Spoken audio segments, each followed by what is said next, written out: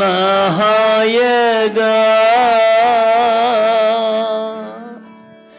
இனி நான் அல்ல நீரே இயேசு நாயகா என்னை உமக்கு தந்தே இயேசு நாயகா இனி நான் அல்ல நீரே இயேசு நாயகா இயேசு நாயகா இயேசு நாயகா இனி நான் அல்ல நீரே இயேசு நாயகா. இயேசு கிறிஸ்துவின் மூலம் ஜெபம் கேளும் நல்ல பிதாவே, உட்காரலாம். கடந்த 2 நாட்களாக இந்த திருப்பணியின் தரிசன கூட்டங்களிலே பேசும்படியாக எனக்கு கொடுக்கப்பட்டிருந்த தலைப்பை 2 நான் உங்கள் மத்தியிலே வைத்தேன். முதலாவது நாளிலே ஏசாயாவின் தரிசனத்தை குறித்து நான் பேசும்படியாக கேட்கப்பட்டிருந்தேன். ஏசாயா தரிசனம் பெறுவதற்கான பின்னணியை நான் உங்களுக்கு சொல்லி, யாரை நான் அனுப்புவேன், யார் எமது காரியமாய் போவான் என்பவருடைய சத்தத்தை நாம் கேட்டோம். நேற்றைய தினத்திலே பேதுருவின் தரிசனத்தை குறித்து பேசும்படியாக கேட்டுக்கொள்ளப்பட்டிருந்தபடியினாலே பேதுருவை குறித்த கொஞ்சம் விவரமான காரியங்களை சொல்லி, அப்படிப்பட்ட மனுஷனுக்குள்ளே இருந்த தடையாக இருந்த காரியத்தை உங்களுக்கு விளங்கி காண்பித்து, ஆண்டவர் நம்முடைய கைகளிலே திறவுகோலை கொடுத்திருக்கிறபடினாலே நாம் தான் செய்ய வேண்டியவர்கள் என்பதை உணர்த்திவித்து அழைப்பு கொடுக்கப்பட்ட போது கிட்டத்தட்ட 75% வந்திருந்த மக்கள் தங்களை அப்படிப்பட்ட காரியங்களுக்கு ஒப்பு கொடுத்தார்கள். இன்றைய தினத்திலே பவுலின் தரிசனத்தை குறித்து பேசும்படியாக நான் கேட்டுக்கொள்ளப்பட்டிருக்கிறேன். உங்களுடைய பேம்ப்லெட்ல அதை அச்சடித்திருக்கிறார்கள். இந்த பவுலின் தரிசனத்தை குறித்து, அவனுக்கு கொடுக்கப்பட்ட 2 தரிசனங்களை குறித்து நான் கொஞ்சம் விளக்கமாக பேசுவதற்கு நான் வாஞ்சிக்கிறேன். தேவன் உங்களோடு கூட பேசுவார் என்று நான் விசுவாசிக்கிறேன். அப்படிப்பட்ட காரியத்திற்கு அடிப்படையாக ஒரு வசனத்தை வாசிக்கலாம். அப்போஸ்தலர் நடபடிகள் 26வது அதிகாரத்தின் 19வது வசனத்தை வாசிக்கலாம். அப்போஸ்தலர் நடபடிகள் 26வது அதிகாரம் 19வது வசனத்தை வாசிக்கலாம். ஆகையால் அகிரிப்பா ராஜாவே, நான் அந்த பரம தரிசனத்திற்கு கீழ்ப்படியாதவனாய் இருக்கவில்லை. பவுலின் தரிசனத்தை சிந்திக்கும் போது நமக்கு அடிப்படையாக தெரிந்திருக்க வேண்டிய ஒரு பெரிய உண்மை, எந்த தரிசனத்தை தேவன் தனக்கு தருகிறாரோ அதற்கு அப்படியே கீழ்ப்படியக்கூடிய ஒப்பு கொடுத்த ஒரு மனிதனை நான் உங்களுக்கு முன்னதாக வைக்கும் முன்னதாக, கீழ்ப்படிதலைத்தான் தேவன் இந்த உலகத்தில் எதிர்பார்க்கிறார் என்பதை நீங்கள் அறிய வேண்டும் என்றும், அப்படி கீழ்ப்படுகிற மனிதர்களை இன்றைக்கும் தேடுகிறார் என்றும், அவர்களை கொண்டுதான் இந்த முழு உலகத்தையும் தேவன் ஆசீர்வதிக்க விரும்புகிறார் என்பதையும் நான் உங்களுக்கு காண்பித்துக் கொடுக்க விரும்புகிறேன். பவுலுடைய 2 முக்கியமான தரிசனங்களை நான் உங்களோடு கூட பேசும் முன்னதாக நீங்கள் அறிய வேண்டிய ஒரு பெரிய காரியம், தேவன் இந்த உலகத்திலே மனிதர்கள் மத்தியிலே வாசம் பண்ண விரும்புகிற ஒரு விருப்பமுள்ள ஆண்டவர் என்பதை ஆதியாகமத்திலிருந்து வெளிப்படுத்தல் வரை நீங்கள் நன்றாக பார்க்கலாம். ஆதியாகமத்திலே ஏதேன் தோட்டத்திலே மனிதனை உண்டாக்கி அவர்கள் மத்தியிலே உலாவி வந்த ஆண்டவர் இறுதியிலே அந்த விருப்பத்தை நிறைவேற்றுவதற்கு கடைசி அதிகாரங்களிலே 21வது அதிகாரத்திலே 20வது அதிகாரத்திலே அவர் சொல்லுகிற ஒரு காரியம், இது மனுஷர்களின் மத்தியில் என்னுடைய வாசஸ்தலம் இருக்கிறது என்று தேவனுடைய அந்த பெரிதான தாக்கம், பெரிதான விருப்பத்தை வேதம் நமக்கு அழகாக காண்பிக்கிறது. The only desire that God has got, even though he was living among the praises of thousands and millions of angels, the desire of God is to dwell among his people. நல்லா கவனிங்க, ஒரு தமிழ் பாட்டு இலங்கையிலிருந்து வந்தது. அநேக சபைகளிலே பாடப்படுகிறதை நீங்கள் கேட்டிருக்கலாம், நீங்களும் பாடலாம்.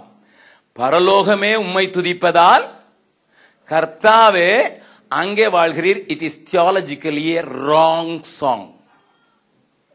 துதிப்பதுனால அங்க வாழல அவர். நல்ல கவனிங்க, அவரை துதிக்கிற இடத்துலதான் வாழ்கிறது விரும்பல. அவருடைய விருப்பம் மனிதர்கள் மத்தியில் வாசம் பண்ண விரும்புகிறவர். நன்றாய் கவனிங்கள், அதை குறித்து நான் பேச போகவில்லை. அப்படிப்பட்ட விருப்பம் கொண்ட ஆண்டவர் மனிதனிடத்தில் எதிர்பார்க்கிறது எல்லாம் ஒரே ஒரு காரியம்தான், கீழ்ப்படிதல், obedience. ஆண்டவர் உங்களிடத்திலும் என்னிடத்திலும் வேறு ஒன்றையும் அவர் எதிர்பார்க்கவில்லை. ஒரு காரியம், எனக்கு கீழ்ப்படுகிறவர்களாக மக்கள் வாழ வேண்டும் என்று விரும்புகிறதை நீங்கள் வேதம் முழுவதும் பார்க்கலாம். இங்கே பவுல் பெரிய ராஜாவாக எண்ணப்பட்ட அகிரிப்பா ராஜாவின் முன்னதாக நின்று கொண்டு ஒரு பெரிய பிரகடனம் செய்கிறார். He proclaimed, "O King Agrippa, Agrippa ராஜாவே, அந்த பரம தரிசனத்திற்கு நான் கீழ்ப்படியாதவனாக இருக்கவில்லை என்கிற பெரிய முழக்கமிடுகிற ஒரு மனிதனுடைய தரிசன வாழ்க்கையை தான் நான் உங்களுக்கு பேசும்படியாக நான் கேட்டுக்கொள்ளப்பட்டிருக்கிறேன். தேவன் உங்களோடு கூட பேசுவார் என்று நான் விசுவாசிக்கிறேன்." ஆரம்பம் முதல் கடைசி வரை மனிதனிலே காணப்படுகிற ஒரு பெரிய காரியம் கீழ்ப்படியாமையே. ஆதாம் ஏவாள் என்ன செய்தார்கள் என்பதை நீங்கள் அறிய வேண்டும் என்றால் பல காரியங்களை சொன்னாலும் என் வேதம் ரோமருக்கு எழுதின நிருபம் 5வது அதிகாரத்தில் தெளிவாக சொல்கிறது, ஒரு மனிதனுடைய கீழ்ப்படியாமையினால் மரணம் உலகத்திற்கு வந்ததென்று. அவனுடைய கீழ்ப்படியாமைத்தான் ஆண்டவர் அழுத்தமாக பேசுகிறதை நீங்கள் பார்க்கலாம்.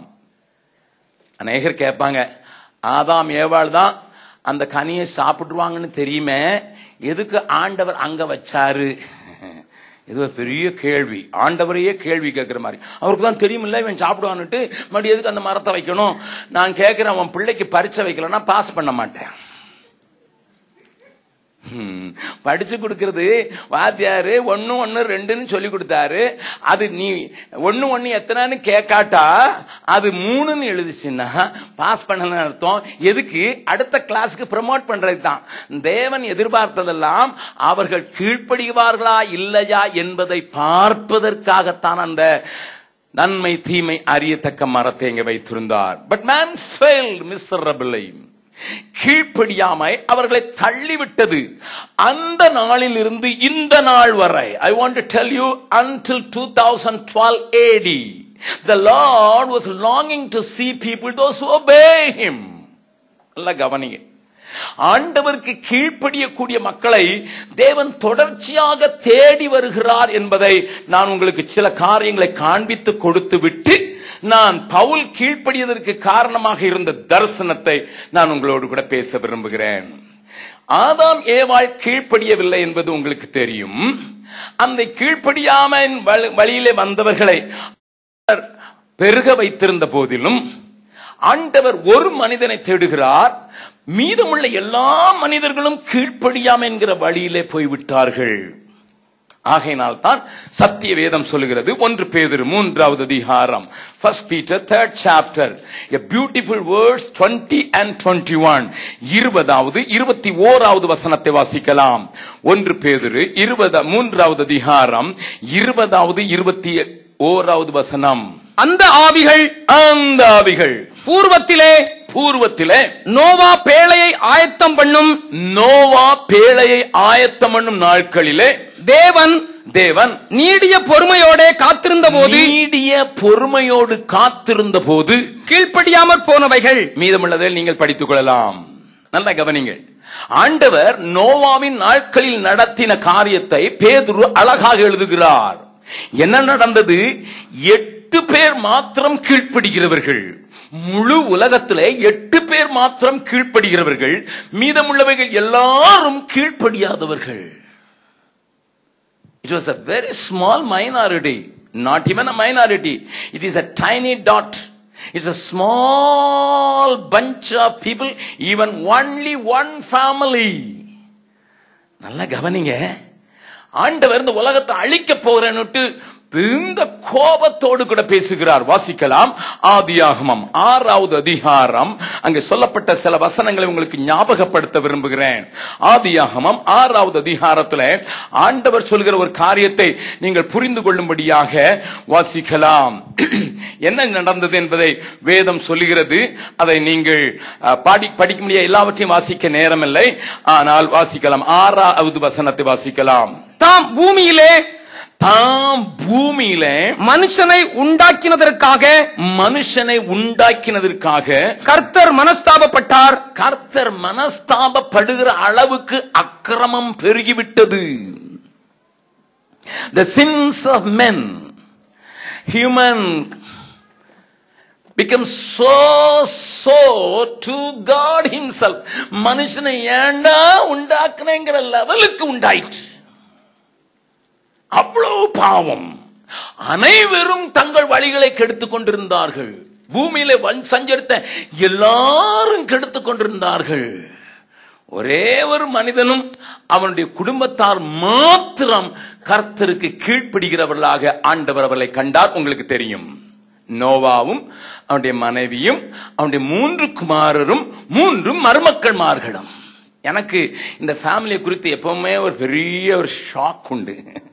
சாதாரணமா பிள்ளைங்க கீழ்ப்படியலாம், ஆனா மருமக்கள்மார்கள் கீழ்ப்படிய மாட்டாங்க. ஆமா, 3 பையங்களும் ஒன்னாவே விளையாடிலாம் இருப்பாங்க. கல்யாணம் கட்டி ஒரு பையனுக்கு கல்யாணம் கட்டி ஒருத்தி உள்ள வந்துட்டானா எல்லாரையும் போட்டு ஒட்டச்சி எடுத்துருவா.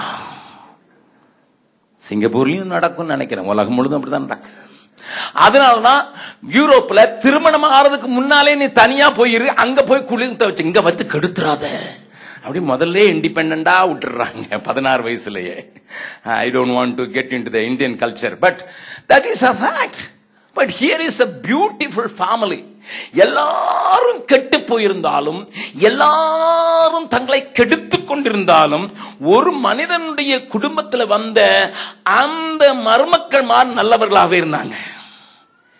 எனக்கு இப்போ நோவாவுடைய 3 சம்பந்திகளை பற்றி கொஞ்சம் யோசனை வந்துச்சு. இங்க இருந்தாலும் இந்த பிள்ளைங்க வந்தாங்க, பொம்பளை பிள்ளைங்க ஒரே குடும்பத்துல அவங்க கல்யாணம் கட்டல, வேற வேற குடும்பத்துல கட்டினாங்க. ஆனா 3 குடும்பம் பிள்ளைய ஒழுங்கா வளர்த்துது, ஆனா தான் கெட்டு போச்சு. பக்கத்துல கையை பிடிச்சு சொல்லுங்க, நீங்க பிள்ளைய ஒழுங்கா வளர்த்துட்டு நீங்க கெட்டு போயிடாதீங்க. Many people are very particular about the children. கீழ்ப்படிடா, ஆனா இவர் கீழ்ப்படிய மாட்டாரு. ஐயருக்கும் கீழ்ப்படிய மாட்டாரு, ஆண்டவருக்கும் கீழ்ப்படிய மாட்டாரு, மேல இருக்க சூப்பர்வைசருக்கும் கீழ்ப்படிய மாட்டாரு. ஆனா பையனை மட்டும் கீழ்ப்படிடா, இல்லன்னா பெல்ட்ட காட்டினா. எத்தனை வீட்டுல இந்த சத்தம் கேக்குதுன்னு உங்களுக்கே தெரியும் இல்லையா? We want our children to be perfect, but we don't want to be perfect. நோவாவுக்கு சம்பந்திகள்லாம் அப்படித்தான் 3 பேரை கொடுத்தாங்க. I am not going to elaborate because it is a big story. நல்லா கவனிங்க. இப்போ எனக்கு ஒரு பெரிய ஆச்சரியம், அந்த நோவா மழைய பாத்திராத நோவா, அந்த நோவா பேழைய பாத்திராத நோவா, அந்த நோவா கையில பெரிய பெரிய மிஷின்ஸ் எல்லாம் இல்ல. அன்னைக்கு ஒரு மரத்தை வெட்டுறது கூட ஒரு கோடரியும் ஒரு சின்ன ரம்பம் தான் இருந்திருக்கலாம். அவனை பார்த்து ஆண்டவர் நீ ஒரு பேழைய உண்டாக்குன்னு சொல்றாரு. நீங்க கொஞ்சம் நல்லா யோசித்து பாருங்க, உங்களை அந்த இடத்துல ஹிஸ்டரியில பின்னால கொண்டு போய் வைங்க. நீங்க தான் ஆண்டவருக்கு ஒரே ஒரு ஆளு, ஆண்டவருக்கு பயப்படுற மனுஷன், உங்களுக்கு கண்கள்ல கிருபை கிடைச்சதுன்னு வச்சீங்க. உங்களை பார்த்து ஆண்டவர் சொல்றாரு, எப்பா ஒரு பேழைய உண்டாக்குனா நீங்க என்ன சொல்வீங்க? நான் சொல்வேன், எஸ் லார்ட், எனக்கும் என் மனைவிக்கும் என் பிள்ளைங்களுக்கும் மருமக்களுக்கு மட்டும் பேழைய உண்டாக்குறேன். ஆனா ஆண்டவர் என்ன சொன்னார் தெரியுமா? வாசிக்கலாம், அந்த 6வது அதிகாரத்தில் வாசிக்கலாம். 19வது 20வது வசனம். சகலவித மாம்சமான ஜீவன்களிலும் ஆணும் பெண்ணுமாக வகை ஒன்றுக்கு ஒவ்வொரு ஜோடு உன்னுடன் உயிரோட காக்கப்படுவதற்கு பேழைக்குள்ளே சேர்த்துக்கொள். ஜாதி ஜாதியான பறவைகளிலும் ஜாதி ஜாதியான மிருகங்களிலும் பூமியில் உள்ள சகல ஜாதி ஜாதியான ஊரும் பிராணிகளிலும் வகை ஒன்றுக்கு ஒவ்வொரு ஜோடு உயிரோட காக்கப்படுவதற்கு உன்னிடத்திலே வரக்கடவது. 21 வாசிங்க. உனக்கும் அவைகளுக்கும் ஆகாரமாக சகலவித போஜன பதார்த்தங்களையும் சேர்த்து உன்னிடத்தில் வைத்துக் கொள் என்றார். இப்படி சொன்னா எத்தனை பேர் கீழ்ப்படிங்க? கையை வைத்துங்க பார்க்கலாம். நான் எனக்கும் என் பெஞ்சாதிக்கும் எனக்கும் என் மருமக்கள் மார்க்கும் என்னுடைய மகனுக்கும் ஒரு பேழையை உண்டாக்குனா okay, we will try and work hard and build an ark. நீங்க சொல்றீர யானையும் பூனையும் எலியையும் அவன் பெஞ்சாதியையும் சிங்கத்தையும் ஒட்டசிங்கையும் இதெல்லாம் சேர்த்து உள்ள வச்சுக்கன்னு சொல்றீரு. ஒண்ணு. ரெண்டாவது, இவங்க சாப்பிடுறதுக்கு சாப்பாடை வேற கொண்டு வைக்கணும்னு சொல்றீரு. இதெல்லாம் சேர்த்து ஒரே பேழை கட்டணும். நான் வேணா ஒருவேளை ரொம்ப டெடிகேட்டடா இருந்தா என்ன சொல்வேன், okay, I will build one ark for my family and one ark for all these animals. இடையில போறதுக்கு ஒரு லைஃப் போட், அப்பப்ப போய் பார்த்துட்டு வர்றதுக்கு. இப்படித்தானே உண்டாக்கி இருக்கணும். ஆனா ஆண்டவர் அப்படி சொல்ல, ஒரே ஒரு பேழையை உண்டாக்கு. நல்லா கவனிங்க. என் பிள்ளைங்களுக்கு பிராணிகள்னால கொஞ்சம் பிடிக்கும். சமீபத்தில் என் மகன் வந்து, மூணாவது மகன் வந்து சொன்னான், daddy we want to have a dog. ஏன்னா எங்க வீட்டில் இருந்த 2 நாயும் ஒரே நாள்ல செத்து போச்சு. எப்பவும். அப்ப நான் சொன்னேன் ஓகேடா. அப்ப சொன்னா, டாடி நாங்கெல்லாம் முதல்ல சின்ன பிள்ளைங்களா இருந்தோம், எங்களுக்கு அது நல்லா இருந்தது. ஆனா இப்ப கொஞ்சம் பெரியவங்களா ஆயிட்டோம். we want a big dog which cannot bite but we should bark. சத்தம் போடணும், ஆனா கடிக்க கூடாது. ஏன்னா எங்க வீட்டுக்கு யார் வருவாங்க, எங்க வீடு திறந்த மடம். பிரதர்ஸ்ல கேட்டு பாருங்க, எங்க வீடு திறந்த மடம். யார் வேணாலும் வரலாம், யார் வேணா. என் பெஞ்சாதியை தவிர மற்றதெல்லாம் தூக்கிட்டு போலாம். அதுதான் நான் எல்லாருக்கும் கொடுத்திருக்கிறது. அவளை மட்டும் விட்டுருங்கப்பா, எதை வேணாலும் எடுத்துட்டு போயிருங்கன்னு சொல்லியிருக்கேன். அதனால எங்க வீட்டுல யார் வருவாங்க, எதையும் எடுத்துட்டு போவாங்க. It is like a open, even my bedroom is a very open room. நல்லா கவனிங்க. அப்போ என் மகன் சொன்னான், சரிடா ஓகே அப்படின்னு சொன்னேன். ஒரு பெரிய நல்ல நாயை கொண்டாந்தாங்க. அது சின்ன குட்டியா தான் இருந்தது போதே அது பெருசா இருந்தது. 3 வார குட்டியை வாங்கினாங்க. 3 வார குட்டியே பாக்குறதுக்கு 7 மாசம் நாய் மாதிரி இருந்தது. நான் சொன்னேன், இது நாயா நாய் குட்டியாடான்னு கேட்டேன். ஆமா, கொண்டு வந்தாங்க. அது கொண்டு வந்த உடனே அதுக்கு தலை, பெரிய தலை இப்பவும் இருக்குது, பெருசா இவ்வளவு பெருசு இருக்குது. எனக்கு இடுப்பு அளவுக்கு இருக்குது. கண்ணு குட்டி மாதிரி இருக்கும், நாய் குட்டி மாதிரி இருக்காது, கண்ணு குட்டி மாதிரி இருக்கும். அவ்வளவு பெரிய நாய். முதல்ல வந்த உடனே என் மகன், நான் வெளியே போயிட்டேன் ஊழியத்துக்கு.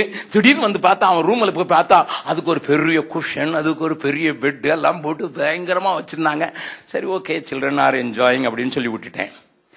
1 மாசம் கழிச்சு மகன் வந்து சொன்னான், daddy I made a mistake. நான் என்னன்னு சொன்னேன், என் ரூம்லயே அதை தங்க வச்சது நாற்றம் தைக்க முடியல.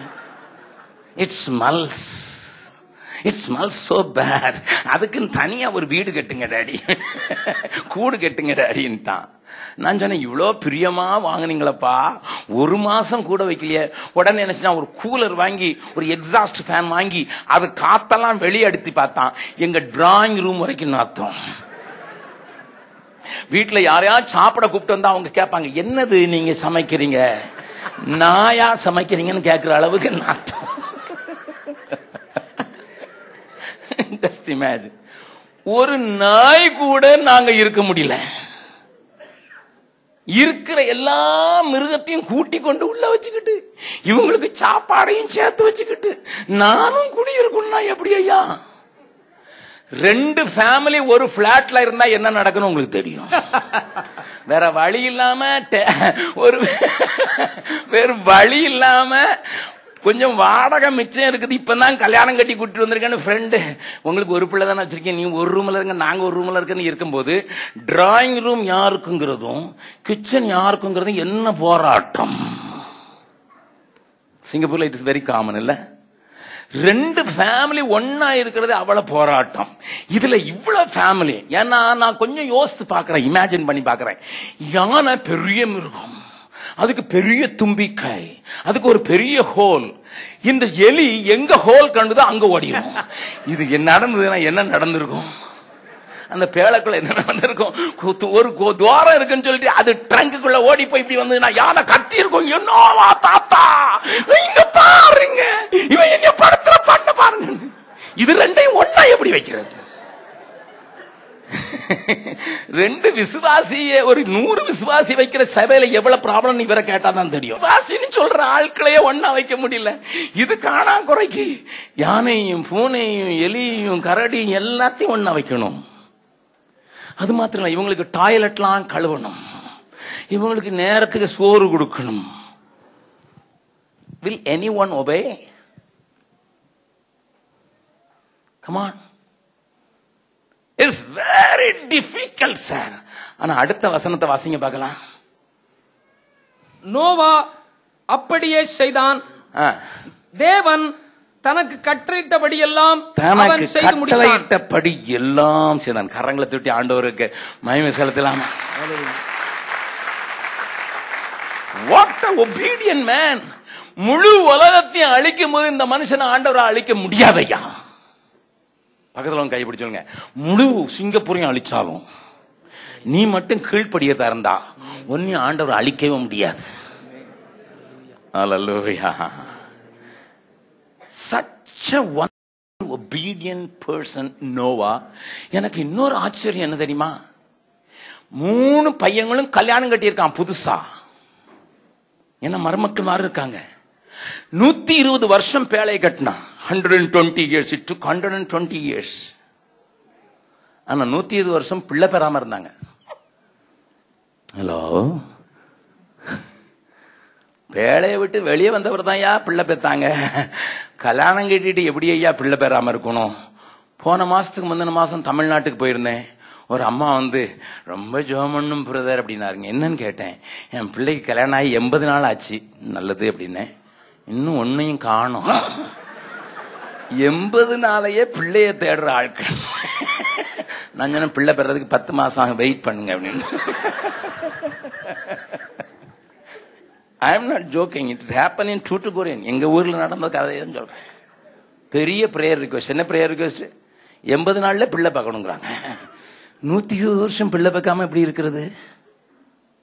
ஹலோ, அன்னைக்கு ஃபேமிலி பிளானிங் சிஸ்டம் இல்ல. They control themselves, willing to sacrifice any enjoyment for the sake of obedience. Sir, God wants people, those who are having an implicit obedience, even today, to protect this earth, to bless this earth.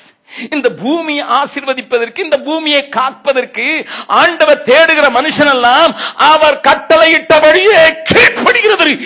என்ன சோதனையோ வேதனையோ இன்னலோ கஷ்டமா இருந்தாலும், Lord, it is difficult, but still I will obey. இந்த சாயங்கால கூட்டத்தில் அப்படிப்பட்டவங்களை தான் ஆண்டவர் தேடி வந்திருக்கிறாரு. அவங்கள வச்சுதான் அந்த உலகத்தை பிரிசர்வ் பண்ண முடியும். அவங்கள வச்சுதான் அந்த உலகத்தை காக்க முடியும்.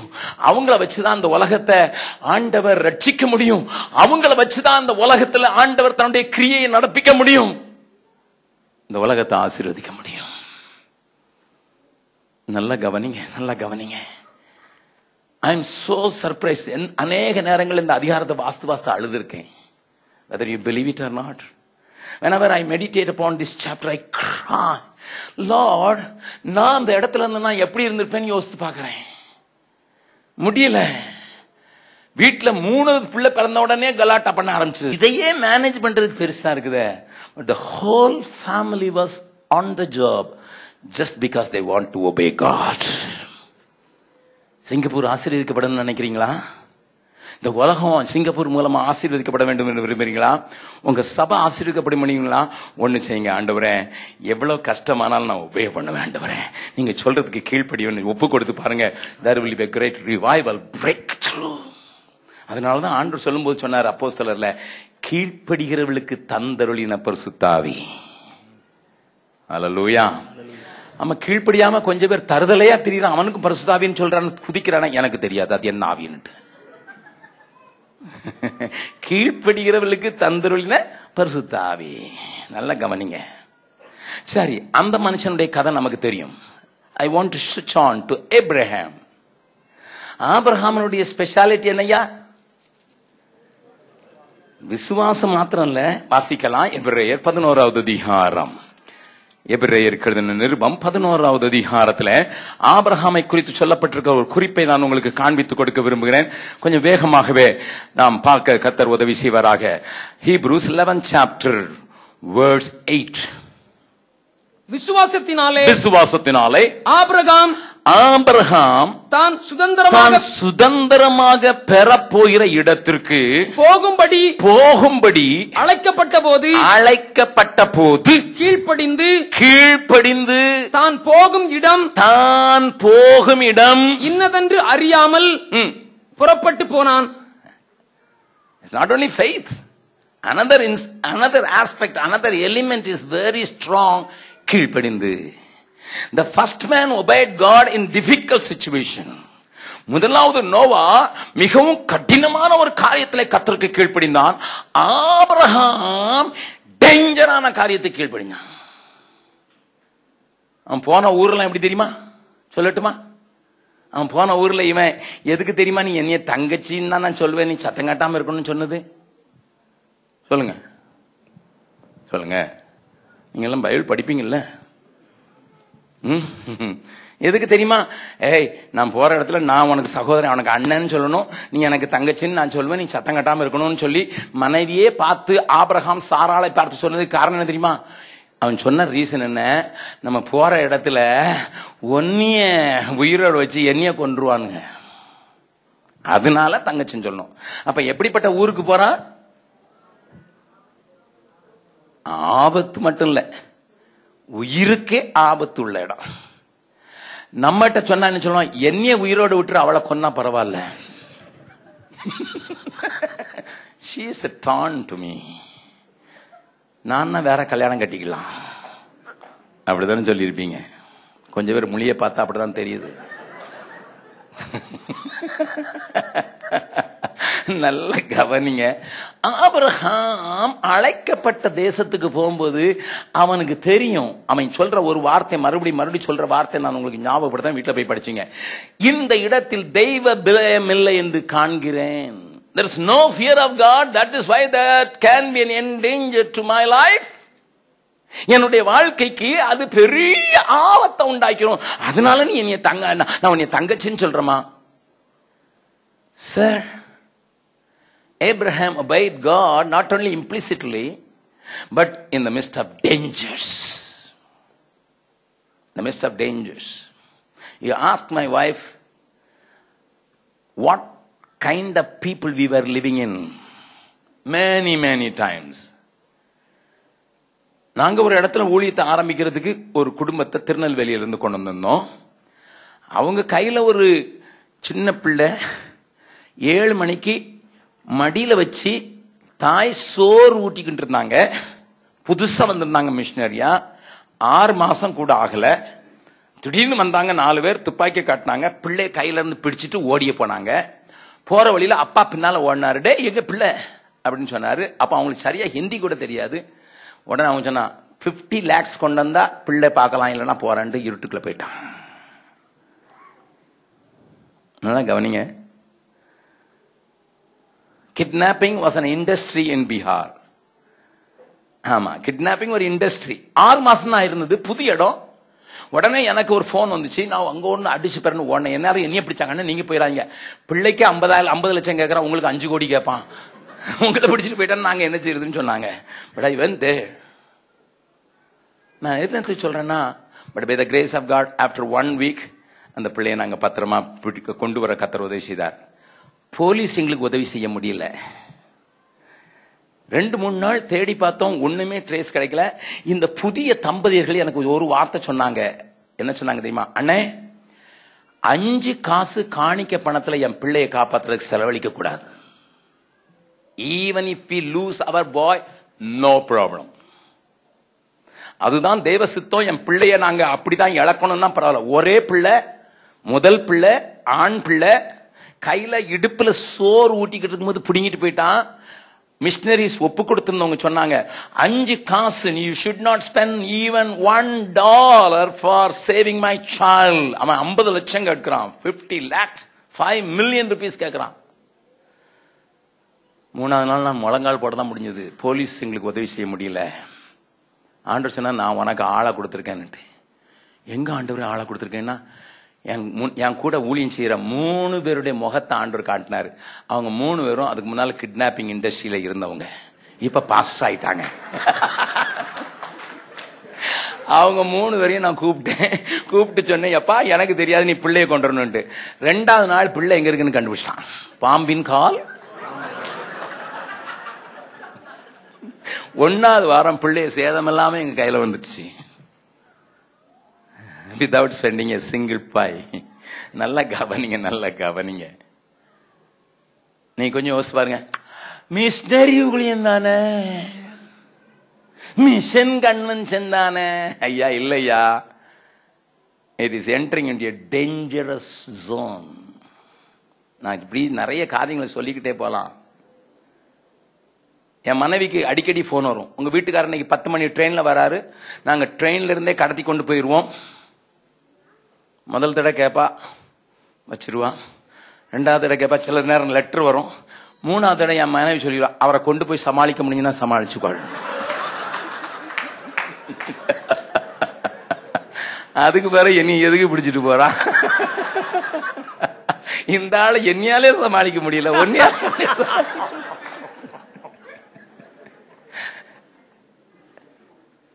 நல்ல கவனிங்க. I just think of Abraham, a man with a great wealth. சீமான் என்று சொல்லி இருக்குது. இந்த ப்ராஸ்பரிட்டியை பேசுகிற செழிமை ஊழியக்காரர்களுக்கு ஆபிரகாம் பெரிய சீமானா இருந்ததான் தெரியும். இந்த டேஞ்சரஸ் சிச்சுவேஷன்ல இவனும் போக மாட்டான், இவன் பெஞ்சாதையும் அனுப்ப மாட்டான். ஏதாவது ஒரு ப்ராஸ்பரிட்டி பிரீச்சரை போய் ஒரு பயணியர் ஏரியால 1 மாசம் இருக்க சொல்லுங்க பார்க்கலாம். ஆபிரகாமை போல கர்த்தர் நம்மை ஆசீர்வதித்திருக்கார், அதனால தான் சாபத்தெல்லாம் ஏத்துக்கிட்டாரு, நமக்கு எல்லாத்தையும் அள்ளி அடி கொடுக்க போறார், அதனால 1 கிலோ தங்கத்துக்கு பதிலா 10 கிலோ தங்கம் டிவியில பிரசங்கம் பண்ண கல்லறிங்க. டிவியில இல்ல, அவனை nonsense is being preached. Abraham சோதம் அழிய போகும்போது 50 பேர் இருந்தா, ஆண்டவரே நீர் அழிப்பீரோன்னு கேட்கிறான். அதை குறைச்சி 45, 40, 30 அப்படின்னு கையை நீட்டிக்கிட்டு நிக்கிறான். இது ஆபிரகாம் செய்தது இவங்களுக்கு தெரியாது. ஆதியாகமம் 18வது அதிகாரத்துல ரோட்ல போற ஆள் 3 பேரை கூட்டிட்டு வந்து, 89 வயசு கிழவியாய சாராள 6 கிலோ ஆட்டா வாங்கி கொடுத்து சப்பாத்தி சுடுன்னு சொல்லி மந்தைக்கு போய் ஆட்டை அடிச்சு சோறு போட்ட, அந்த சொல்ல மாட்டான் ஆபிரகாம மாதிரி நீ செய்யணுட்டு. ஆபிரகாம் மாதிரி அது இருக்கணும் இது இருக்கணும் அப்படின்னு சொல்லி புழுகிறான். நல்லா கவனிங்க. ஆபிரகாம் தன் அழைக்கப்பட்ட தேசத்திற்கு போகும்போது ஆபத்துக்கு அவனும் பயப்படல. பேதுரு எழுதுகிறாரு, சாராளும் பயப்படல, ஆபத்திற்கு பயப்படாமல். நல்லா கவனிங்க. obedience always costs something. It enters into difficult situation, it enters into dangerous situation. ஆனா அப்ப மட்டும் கீழ்ப்படியல. எப்ப வரை கீழ்ப்பட்டான் தெரியுமா? கடைசி வரைக்கும் கீழ்ப்படிதான். வாசிக்கலாம் 22வது அதிகாரம், ஆதியாகமம் 22வது 22nd chapter, 22வது அதிகாரம் வாசிக்கலாம் 18வது வசனம். நீ என் சொல்லுக்கு கீழ்ப்படிந்தபடியினால் 16 வாசித்து 18 வாசிங்க.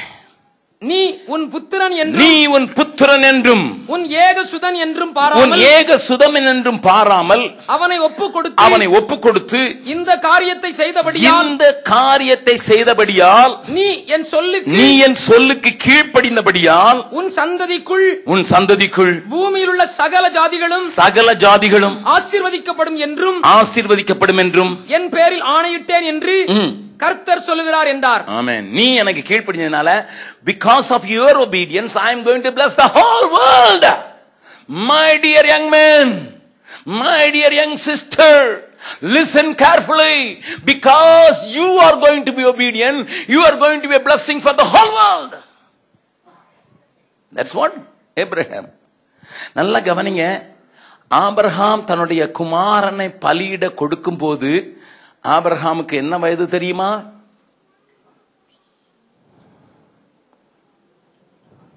சொல்லுங்க. 137. என்னையா 100 வயசுல பிறந்தான், அப்ப ஈசாக்கு எத்தனை வயசு? 37 வயசா? ஆமா, வேதத்துல போட்டிருக்கா. நான் உங்களுக்கு சொல்லித்தரேன் சின்ன காரியம். வேதத்துல 2 இடங்கள்ல யாசேர் புஸ்தகம் என்று ஒரு புஸ்தகத்தை குறித்து எழுதியிருக்கிறது. Book of Jasher. அதை வீட்டிலே போய் பார்த்துக் கொள்ளுங்கள். யோசுவா 10வது அதிகாரத்தில் வாசிக்கலாம். 2 சாமுவேல் 1வது அதிகாரத்தில் யாசேரின் புஸ்தகத்தில் எழுதியிருக்கிறது. யாசேரின் புஸ்தகத்தில் இருக்கு. Recently they found that book in Israel. அந்த புக்கை டிரான்ஸ்லேட் பண்ணியிருக்காங்க. Since Bible has quoted that book, அதை டிரான்ஸ்லேட் பண்ண இங்கிலீஷ் டிரான்ஸ்லேஷன் என்கிட்ட இருக்கு.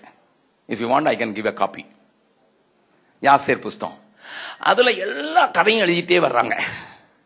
ஆதாம் ஏவாளுக்குள்ள நடந்த உரையாடல்கள், ஆபிரகாமுக்கும் அவனுக்கு மகனுக்கு நடந்த உரையாடல்கள், ரெபேக்காள் எப்படி வந்தா, ரெபேக்காளுக்கு கல்யாணம் முடியும் போது எத்தனை வயசு தெரியுமா? she was only 13. hello, she was only a 13-year-old girl willing to get 1000 liters of water for 10 camels. நம்ம டீனேஜர்னு சொன்ன உடனே டீனேஜர் பிரதர், அதனாலதான் 1/2 இட்லி சாப்பிட்டு ஒடிகிறதா வேண்டாமான்னு இருக்கிறாங்க நம்ம பிள்ளைங்க. She was only 13, willing to bring water for 10 camels. A camel takes 100 liters, 1000 liters. இதெல்லாம் அந்த புத்தகத்தில் இருக்கு. If you happen to read, good reading. நல்லா கவனிங்க. இந்த யாசேர் புஸ்தகத்துல ஆண்டவர் ஆபிரகாமிடத்துல ஈசாக்க கேட்கும் போது, அவன் கொண்டு போகும்போது சாராள்கிட்ட என்ன சொல்லிட்டு போனா, நான் மகனை நோவாவுடைய வம்சத்தார் இடத்துல போய் வளர்க்கட்டும், அங்கதான் தேவ பயம் இருக்குதுங்க. தேவ பயம் இல்ல, கானானியர்கள் இருக்காங்க, அவங்க தேவ பயத்தை சொல்லி கொடுப்பாங்க, நான் அங்க கொண்டு போறேன்னு சொல்லிட்டு போனான். கொண்டு போயிட்டான்.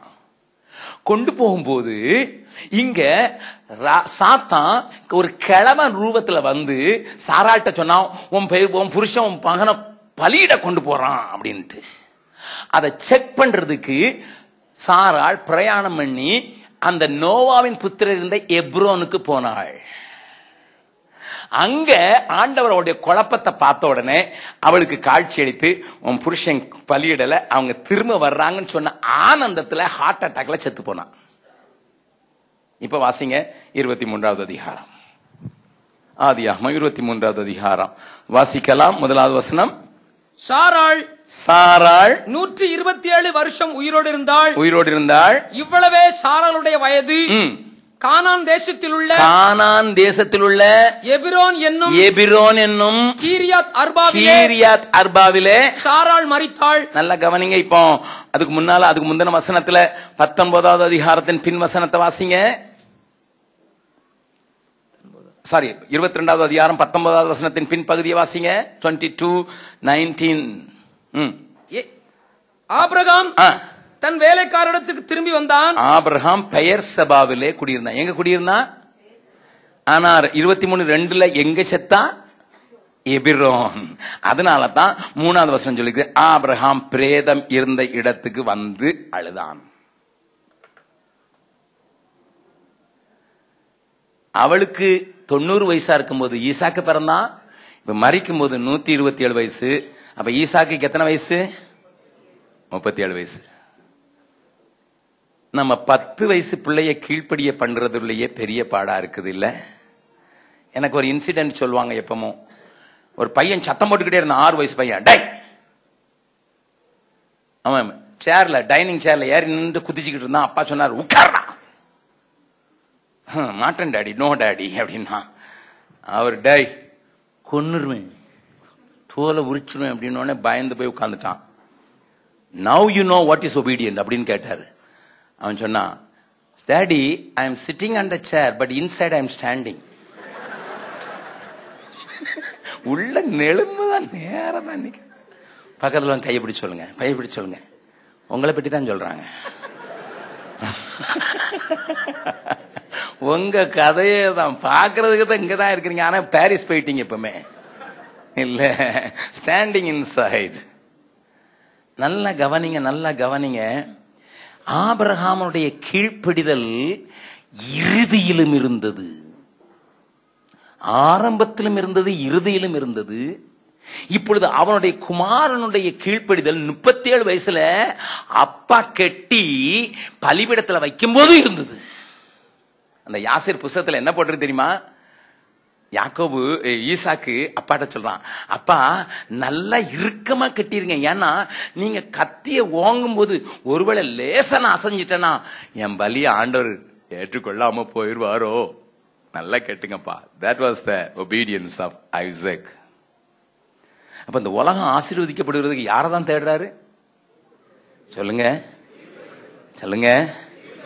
ஆமா, நான் இப்படியே சொல்லிட்டு வந்தேன்னா இன்னைக்கு முழுதும் ராத்திரி முழுதும் இருக்கணும். நாளைக்கு நீங்க வேலைக்கு போகணும், நான் பிளைட் பிடிக்கணும். நல்லா கவனிங்க,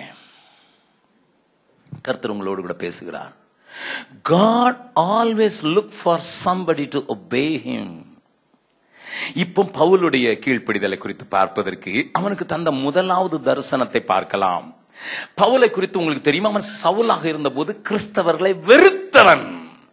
அவர்களை நொறுக்கி அவர்களை சிதறடித்து சிறைச்சாலையிலே அடைப்பதற்கு தன்னை முழு எதிரியாக வைராக்கியமான ஒரு வாலிபனாக ஓடிக்கொண்டிருந்தவன்.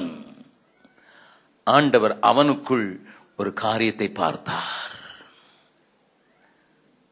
God doesn't see as people see a person. He see differently. He saw some other DNA in him. இவனை பிடிச்ச உலகத்தை சுவிசேஷமயமாக்கலாம். ஏன்னா பேதுரு நம்மனா கூட யூதர்கள் நேத்து சொன்ன மாதிரி கொஞ்சம் அப்படியே பிரிஜுடிசஸ் எல்லாம் இருக்குது, ஜாதி பெருமெல்லாம் இருக்குது. அதனால எனக்கு ஒரு ஆள் வேணும்னு சொல்லி அந்த ஆளை பிடிக்கிறார்.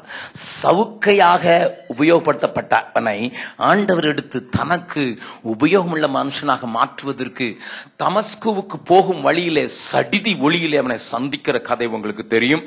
அப்போஸ்தலர் 9வது அதிகாரம். அவன் கீழே விழுந்த உடனே கேட்கிற ஒரு கேள்வியை பார்க்கலாம். அப்போஸ்தலர் நடபடிகள் 9வது அதிகாரம்.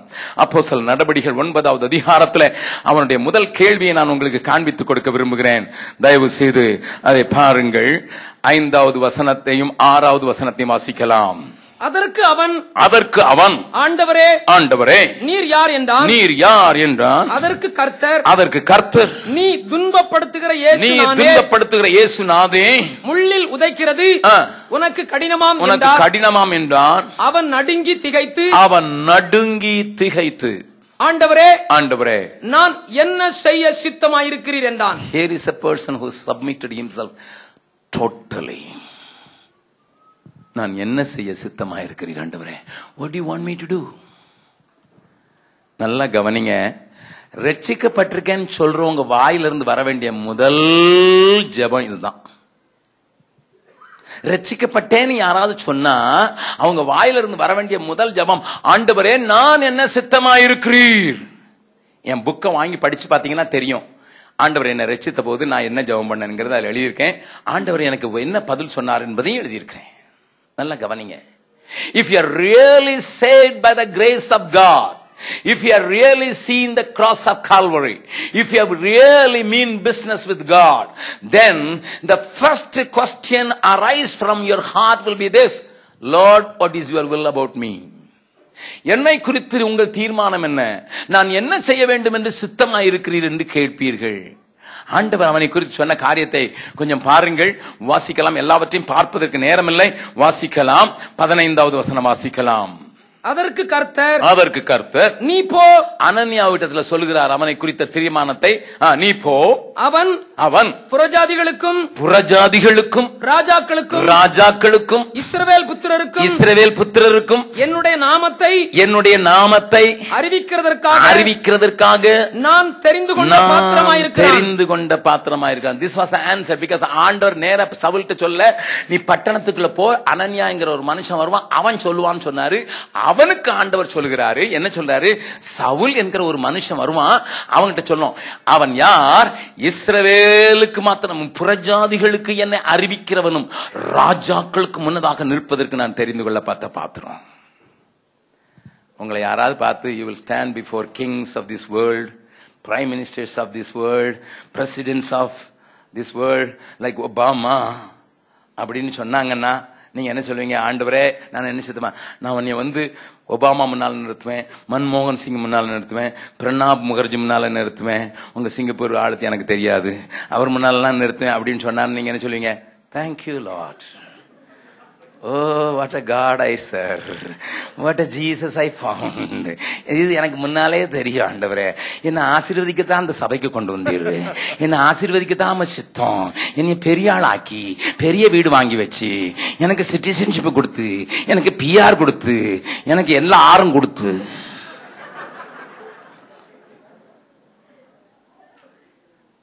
நன்றி ராஜா, நன்றி ராஜா, அப்படிதான் நம்ம பாடியிருப்போம்.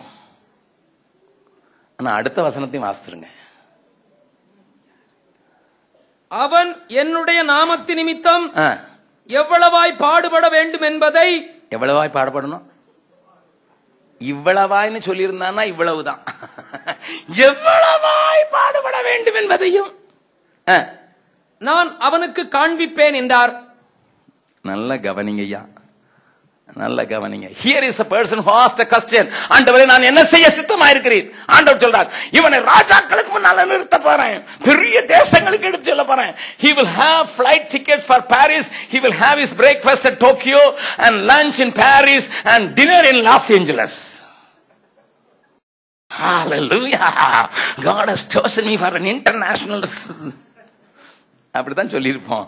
ஆனா கூடவே இதையும் சொல்லிட்டாரு, எவ்வளவாய் பாடுபட வேண்டும். இப்ப சொல்லி, ஆண்டவரே கொஞ்சம் மாத்தி சொல்லுங்க, எவ்வளவாய் பணம் கொடுப்பேன் என்று சொல்லுங்க. ஆண்டவரே, இவ்வளவு டிராவலுக்கு எவ்வளவு பணம் வேணும், எவ்வளவாய் பணம் கொடுப்பேன்னு சொல்லக்கூடாதா? எவ்வளவாய் பாடுபட வேணும்னு சொல்லிட்டீங்களே, கொஞ்சம் உங்க ரெக்கார்டை ஒழுங்க போடுங்க ஆண்டவரே. காண்பிப்பேன்னு சொன்னாரு. என்ன காண்பிச்சிருப்பா தெரியுமா? அவனுக்கு காண்பிப்பேன்னு சொன்னார். என்னத்தை காண்பிச்சிருப்பா தெரியுமா?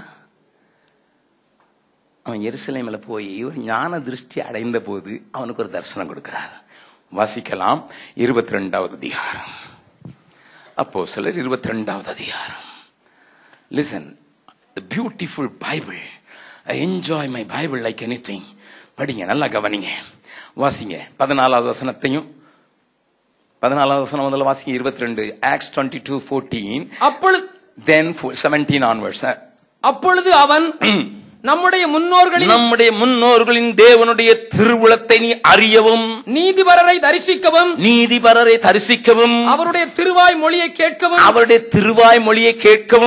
அவர் உன்னை முன்னமே தெரிந்து கொண்டார். இப்போ 26வது அதிகாரத்தில் இருக்கிற ஒரு வசனத்தை வாசிக்கலாம். 17-18. உன் சுய ஜனத்தாரிடத்தினின்றும் அந்நிய ஜனத்தாரிடத்தினின்றும் உன்னை விடுதலையாக்கி அவர்கள் என்னை பற்றும் விசுவாசத்தினாலே பாவமன்னிப்பையும் பரிசுத்தமாக்கப்பட்டவருடைய சுதந்திரத்தையும் பெற்றுக்கொள்ளும்படியாக அவர்கள் இருளை விட்டு ஒளியினிடத்திற்கும் சாத்தானுடைய அதிகாரத்தை விட்டு தேவனிடத்திற்கும் திரும்பும்படிக்கு நீ அவருடைய கண்களை திறக்கும் பொருட்டு இப்பொழுது உன்னை அவர்களிடத்திற்கு அனுப்புகிறேன் என்றார். நல்லா கவனிங்க, ஆண்டவர் சொல்றாரு, God opened his understanding and showed him. Saul இப்பொழுது Pavul ஆகிவிட்டான். Paul, I got a great plan for you. I will take you from your people, take you to the heathen, and you will open their understanding. You will release the captives from the satanic hands. நல்லா கவனிங்க, ராஜாக்களுக்கு முன்னால நிக்கணும்னா ரொம்ப ஆச்சரியம். ஆனா பவுல் இப்ப ஒண்ணு சொல்றான். ஆண்டவர்ட்ட என்ன சொன்னான் தெரியுமா? நல்லா கவனிங்க, இந்த தரிசனத்தை ஆண்டவர் காண்பிக்கிறார். பாடுகளை குறித்து கொஞ்சம் பின்னால பேசுறேன். அதுக்கு முன்னால தரிசனத்தை ஆண்டவர் சொல்றார், I will take you to nations and you will open their understanding. You will release them from the clutches of Satan. You will be a blessing for them.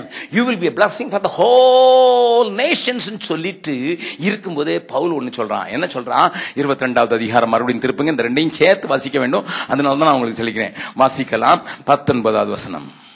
அதற்கு நான் ஆண்டவரே உம்மிடத்தில் விசுவாசமாய் இருக்கிறவர்களை நான் காவலில் வைத்து ஜெப ஆலயங்கள் அடித்ததையும் உம்முடைய சாட்சியாகிய ஸ்தேவானுடைய ரத்தம் சிந்தப்படுகிற போது நானும் அருகே நின்று அவனை கொலை செய்வதற்கு சம்மதித்து அவனை கொலை செய்தவர்களின் வஸ்திரங்களை காத்துக் கொண்டிருந்ததையும் இவர்கள் அறிந்திருக்கிறார்களே என்றேன். அதனால இங்கே வையும்.